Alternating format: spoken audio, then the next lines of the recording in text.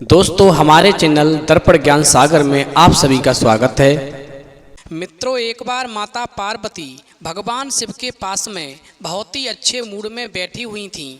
तो भगवान शिव से बोली, प्रभु आज मेरा मन ऐसा कर रहा है कि मुझे कुछ ज्ञान की ऐसी बातें बता दो जिससे मेरा मन प्रसन्न हो जाए। फिर भगवान शिव बोले, पार्वती अगर ऐसी बात है तो मैं तुम्हें एक ऐसी कहानी सुनाता हूँ जिस कहानी से तुम्हें 3 ज्ञान की बातें सीखने को मिलेंगी। नंबर 1, कौन सा श्रृंगार करने से पति पत्नी के बीच का रिश्ता हमेशा के लिए टूट जाता है। दूसरी, कैसे पता करें कि किसी स्त्री का पति उसके प्रति वफादार है। तीसरी, जो स्त्री 5 काम हंसते हुए कर ले समझ लो वो चरित्रहीन है। भगवान शिव कहते हैं, पार्वती ये तीनों ही ज्ञान की बातें तुम्हें एक छोटी सी कहानी के माध्यम से सुनने को मिलेंगी, मगर मेरी एक शर्त है, मैं जब तक कहानी सुनाऊं तुम्हें कहानी पूरी और मन लगाकर सुननी है, क्योंकि आधी अधूरी कहानी सुनने से आधा अधूरा ही ज्ञान प्राप्त होता है जो जीवन में कभी काम नहीं आता। फिर माता पार्वती भगवान शिव को पूरी कहानी मन से सुनने का वचन देती हैं और कहती हैं, आप कहानी शुरू कीजिए। तो मित्रों, कहानी शुरू करने से पहले मेरा आप सभी से अनुरोध है कि आप हमारी कहानी में खो जाएं। उससे पहले हमारे चैनल को सब्सक्राइब करके बेल आइकन अवश्य दबा लें, जिससे हमारी हर नई वीडियो का नोटिफिकेशन सबसे पहले आप तक पहुंच सके और आप वीडियो से प्राप्त ज्ञान को अपने जीवन में उतार सकें। तो आइए कहानी शुरू करते हैं। भगवान शिव कहते हैं, पार्वती एक नगर में 2 मित्र रहते थे। दोनों की शादी हो चुकी थी। वहीं पहला मित्र और उसकी पत्नी दोनों ही चरित्रहीन थे और दूसरा मित्र और उसकी पत्नी दोनों चरित्रवान थे। इस प्रकार दोनों मित्र और उनकी पत्नी के स्वभाव एक दूसरे से बिल्कुल अलग थे। अब मैं तुम्हें सबसे पहले मित्र, जिसका नाम सुधर्मा था और उसकी पत्नी का नाम सुलक्षणा था, उसकी कहानी सुनाता हूँ। भगवान शिव कहते हैं, पार्वती सुधर्मा नामक लकड़हारा अपनी पत्नी सुलक्षणा के साथ रहता था। उधर सुधर्मा जंगल में लकड़ी काटने जाया करता था और वहीं जंगल में एक वेश्या रहती थी जिस पर सुधर्मा का दिल आ गया था। यानी कह सकते हैं कि सुधर्मा उस वेश्या के साथ में रंगेलियां मनाया करता था और बड़े प्यार से जीवन का आनंद ले रहा था। वहीं सुधर्मा की पत्नी घर पर अकेली रह जाती थी और सुधर्मा के आने का इंतजार करती थी। भगवान शिव कहते हैं, पार्वती सुधर्मा वेश्या के साथ में सुख की अनुभूति लेकर के देर रात घर वापस आता था। समय धीरे धीरे गुजरता गया। एक दिन सुधर्मा जंगल में लकड़ी लेने गया। उधर सुधर्मा की पत्नी घर पर अकेली रह गई। उसी बीच एक नौजवान साधु भिक्षा लेने के लिए सुधर्मा के घर आ गया। फिर जब सुधर्मा की पत्नी सुलक्षणा साधु के द्वारा भिक्षा मांगे जाने पर भिक्षा लेकर आई तो साधु का मनमोहक रूप देख करके अपना आपा खो बैठी और उस साधु की दीवानी हो गई। फिर आंखें चार होते ही सुलक्षणा उस साधु को अपने घर के अंदर ले गई और फिर दोनों विषय वासनाओं में पूरी तरह से लिप्त हो गए। भगवान शिव कहते हैं, पार्वती फिर रोजाना साधु सुधर्मा के घर आता और सुलक्षणा के साथ में विषय वासनाओं में लिप्त रहता। फिर इस प्रकार समय धीरे धीरे गुजरता गया और एक दिन सुधर्मा ने अपनी पत्नी सुलक्षणा को रंगे हाथों पकड़ लिया।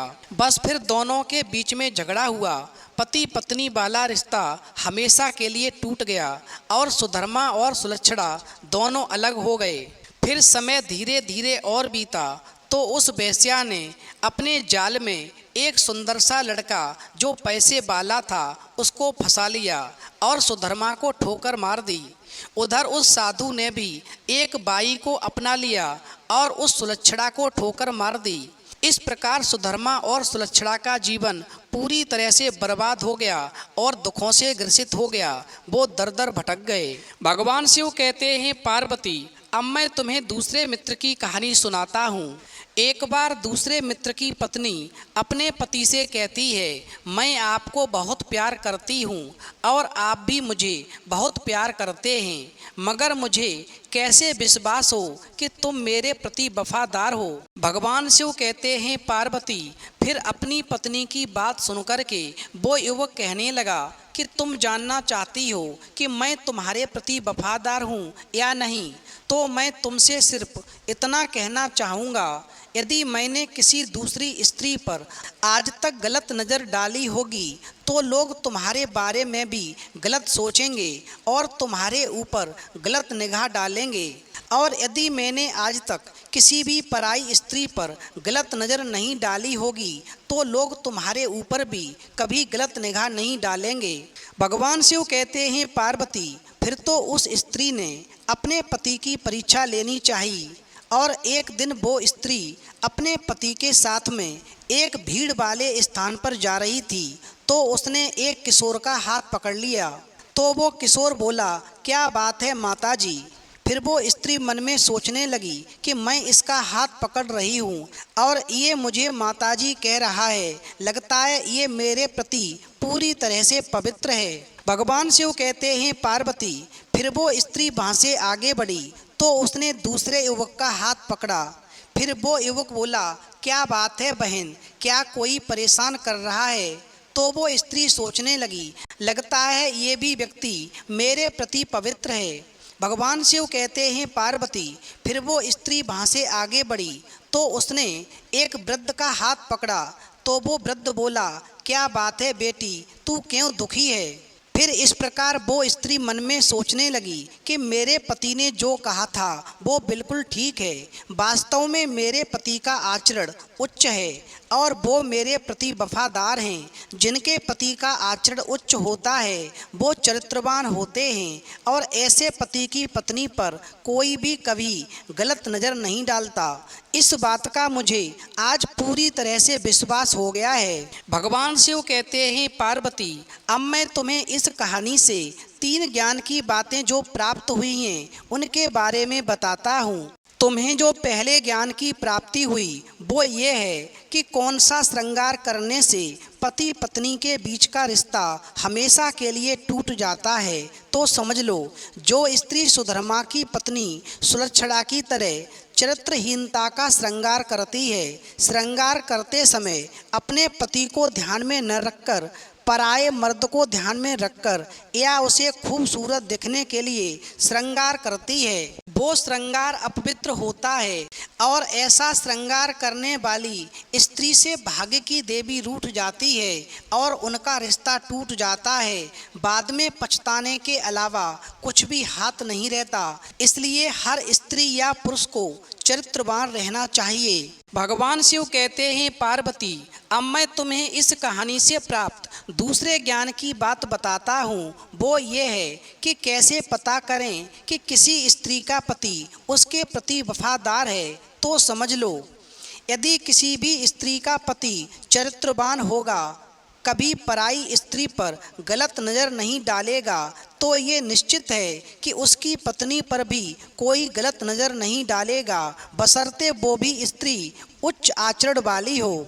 यदि किसी स्त्री को सभी लोग सम्मान की दृष्टि से देखते हैं तो उसे समझना चाहिए कि उसका पति चरित्रवान है और उसके प्रति वफादार है। भगवान शिव कहते हैं, पार्वती अब इस कहानी से तीसरे ज्ञान की बात जो प्राप्त होती है मैं उसके बारे में बताता हूँ। तीसरे ज्ञान की बात ये प्राप्त होती है कि 5 लक्षणों वाली स्त्री हमेशा चरित्रहीन होती है। नंबर 1, मद्रापान करने वाली, उत्पाती पुरुषों का संग करने वाली, पति के साथ न रहने वाली, बिना किसी काम के इधर उधर विचरण करने वाली, असमय एवं देर तक सोने वाली, अपना घर छोड़ करके दूसरे के घर में रहने वाली, ऐसी स्त्री हमेशा चरित्रहीन होती है। नंबर 2, शर्म और लज्जा नारी के आभूषण हैं। जब कोई महिला इनका त्याग कर देती है तो उसे अपयश का सामना करना पड़ता है। मद्रापान करने वाली महिलाएं परिवार और समाज में अपना वर्चस्व खो देती हैं। नंबर 3, उत्पाती पुरुषों का संग करने वाली महिलाओं का पतन बहुत जल्द हो जाता है। उनकी वजह से ही परिवार की अन्य महिलाओं को भी समाज में बुरी नज़रों से देखा जाता है। नंबर 4, पति के साथ न रहने वाली स्त्री का और उनके बच्चों का भविष्य अंधकार में डूब जाता है। विवाह के बाद में पति के साथ रहने पर ही स्त्री को समाज में उचित मान सम्मान प्राप्त होता है। नंबर 5, बिना किसी के इधर उधर विचरण करने वाली महिला के चरित्र में दोष आता है। यदि विवाहित महिला ऐसा करे तो वो अपने ससुराल और मायके दोनों की प्रतिष्ठा को धूमिल करती है। भगवान शिव कहते हैं, पार्वती, यदि किसी महिला का चरित्र गिर जाता है तो उसकी समाज में निंदा होती है, अपमान होता है। चरित्रहीन महिला पापों से लग कर के पछता तथा नरक की तरफ जाती है। ऐसी स्त्रियों से घर का पतन हो जाता है और ऐसी स्त्री घर को स्वर्ग नहीं नरक बना देती है। इसलिए यदि किसी भी स्त्री के अंदर ये 5 लक्षण पाए जाते हैं, या फिर ऐसे कह सकते हैं, जो भी स्त्री इन 5 कामों में लिप्त रहती है या हंसकर सहन कर लेती है, तो समझ लो वो पूरी तरह से चरित्रहीन होती है। और फिर ऐसी स्त्री से हमेशा बचकर रहना चाहिए, क्योंकि ऐसी स्त्रियों का संग करना भी पतन का कारण बनता है। तो मित्रों, यदि आपको कहानी पसंद आई हो तो प्लीज़ आप हमारे चैनल को सब्सक्राइब अवश्य करें और भगवान शिव और पार्वती के लिए एक लाइक करना न भूलें।